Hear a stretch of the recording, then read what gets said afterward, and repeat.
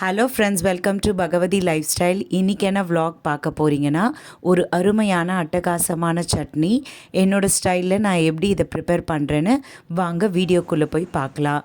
ஒரு கைப்பிடி அளவு பொட்டுக்கடலை, ஒரு கைப்பிடி கொத்தமல்லி, ஒரு கைப்பிடி புதினா, 2 பச்சை மிளகா, ஒரு துண்டு இஞ்சி, 2 ஸ்லைஸ் தேங்காய். ஸோ இதுதான் அந்த இன்க்ரீடியண்ட். ஆக்சுவலாக இது வந்து ஒரு ஹெல்தியர் சைடு. ஸோ ரொம்பவே நல்ல அட்டகாசமான சட்னி. இது பேர் வந்து கொத்தமல்லி சட்னி. ஃபஸ்ட்டு இந்த பொட்டுக்கடலையே சேர்த்துப்போம் மிக்ஸி ஜாரில். அதுக்கப்புறம் புதினாவை ஒரு கைப்பிடி எடுத்திருக்கேன் இல்லைங்களா, அதையும் சேர்த்துக்கிறோம். 2 பச்சை மிளகா, ஒரு கைப்பிடி கொத்தமல்லி. அதுக்கு அடுத்தது தேங்காய், அந்த 2 ஸ்லைஸ் தேங்காய் இருக்குது இல்லைங்களா, அந்த தேங்காவும் இஞ்சியும் நறுக்கி வச்சு அதையும் இதில் சேர்த்துக்கலாம். தேவையான அளவு உப்பும் நம்ம சேர்த்துக்கணும். ஸோ இது வந்து ஒரு ஹெல்தியான ஒரு அருமையான சட்னிங்க. சூப்பராக இருக்கும். அப்படியே ஒரு மாதிரி ஒரு சீஸ் மாதிரி இருக்கும். ஆக்சுவலாக நம்ம ஒரு தோசை கூட இட்லி கூட வச்சு நம்ம சாப்பிடும் பொழுது ரொம்பவே ஒரு அட்டகாசமாக இருக்கும். பாருங்கள், நல்லா நைஸாக நம்ம அரைச்சிக்கணும். அண்ட் ரொம்ப தண்ணி விட்டு தண்ணியாலாம் அரைக்கக்கூடாது.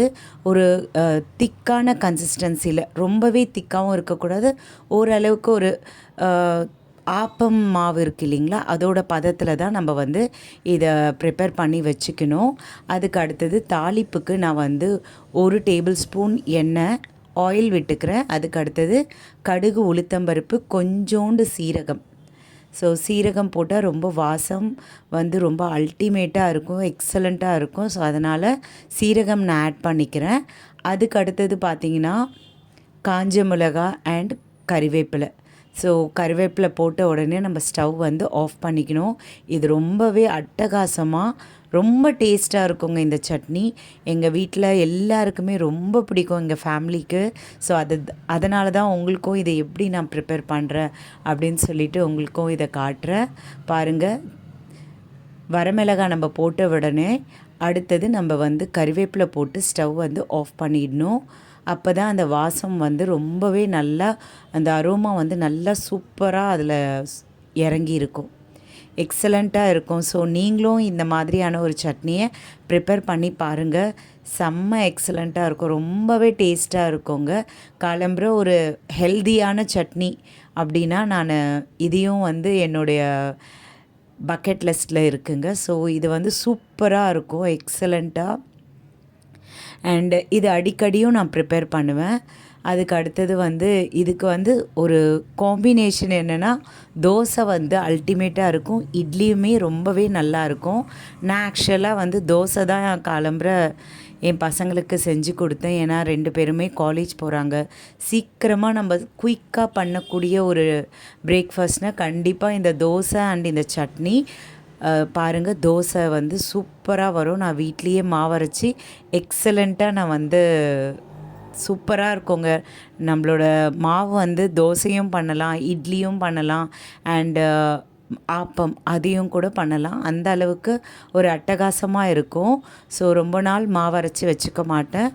ஜஸ்ட்டு ஒரு நாள் தான் மாவு அரைச்சிப்பேன். மீதம் இருந்தால் மறுநாள் வச்சுப்பேன், அவ்வளோதான். அதுக்கு அடுத்த நாளில் மாவை வந்து ரொம்ப எக்ஸ்டெண்ட் பண்ணி வச்சுக்க மாட்டேன். ஸோ குயிக்காக அந்த மாவு காலி ஆகிற மாதிரி நான் பார்த்துப்பேன். ஸோ நான் இரும்பு தவா தான் யூஸ் பண்ணுறேன். ஆக்சுவலாக ஃபஸ்ட்டு இரும்பு தவா வாங்கினப்போ எனக்கு வந்து ரொம்பவே கஷ்டமாக இருந்தது. ஏன்னா தோசை வந்து சரியாகவே வரல. நான் ஏற்கனவே யூஸ் பண்ண நான்ஸ்டிக்கே யூஸ் பண்ணலான்னு நினச்சேன். அதுக்கப்புறம் பார்த்தா அது வந்து நாட் குட் ஃபார் ஹெல்த்துன்ற மாதிரி இருந்தது. சரி, வரப்போ நல்லா வரட்டும் அப்படின்ற மாதிரி நான் விட்டுட்டேன். ஆனால் நல்லா பழக சூப்பர் டூப்பராக எனக்கு தோசை நல்லா நெய் ரோஸ் மாதிரி முருகலாக எனக்கு கிடைக்கும். சூப்பராக அந்த தவாவை விட்டு அப்படியே வெளியே வந்துடும். அந்த அளவுக்கு சூப்பராக நல்லா பழகி இருந்தது. நீங்களும் ட்ரை பண்ணி பாருங்கள். ஸோ அயன் தவாவில் நம்ம தோசை போட்டு சாப்பிட்டா ரொம்பவே நல்லது. என்னோடய சேனல் உங்களுக்கு பிடிச்சிருந்தா சப்ஸ்கிரைப் பண்ணுங்கள், லைக் பண்ணுங்கள், ஷேர் பண்ணுங்கள், கமெண்ட் பண்ணுங்கள். உங்களோட ஒவ்வொரு சப்ஸ்கிரைபோ ஒவ்வொரு லைக்கோ என்னோட மிகப்பெரிய மோட்டிவேஷன். என்ன மாதிரியான ஹவுஸ் ஒய்ஃப்க்கு நீங்கள் தான் வந்து மோட்டிவேட் பண்ணணும். அப்போ தான் இந்த சோஷியல் மீடியாவில் என்னால் வலம் வர முடியும். நிறைய வீடியோஸும் நான் வந்து அப்லோட் பண்ண முடியும். அப்போ தான் எனக்கும் ரொம்பவே ரொம்ப எனக்கு ஒரு ஜாய்ஃபுல்லாக இருக்கும். என்னோட நிறைய வீட்டு வேலைகளுக்கு நடுவில் இந்த வேலையும் எனக்கு ரொம்ப பிடிச்சி போய் நான் வந்து இந்த சோஷியல் மீடியாவில் வரேன். ஸோ என்னை நீங்கள் தான் வந்து தம்ஸ் அப் பண்ணி என்னை உத்வேகம் படுத்தணும். அப்போ தான் என்னால் எல்லாமே வந்து அப்லோட் பண்ண முடியும். என்னோடய வீடியோஸ் டெய்லி உங்ககிட்ட வந்து என்னால் சேர்க்க முடியும்.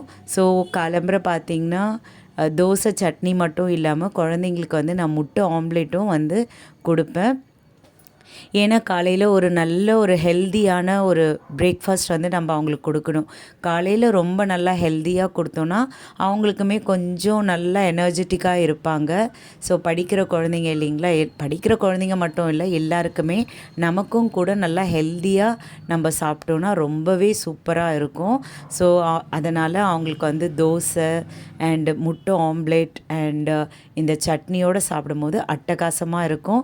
இந்த வீடியோ இவ்வளோ நேரம் நீங்கள் பொறுமையாக பார்த்ததுக்கு உங்களுக்கு மிக மிக மிகப்பெரிய நன்றி. அண்ட் பாருங்கள், சூப்பராக இருக்குது, கலர்ஃபுல்லாக இருக்குது, ரொம்பவே ஹெல்த்தியாக இருக்குங்க. நீங்கள் வந்து ட்ரை பண்ணிவிட்டு எனக்கு கமெண்ட் பண்ணுங்கள்.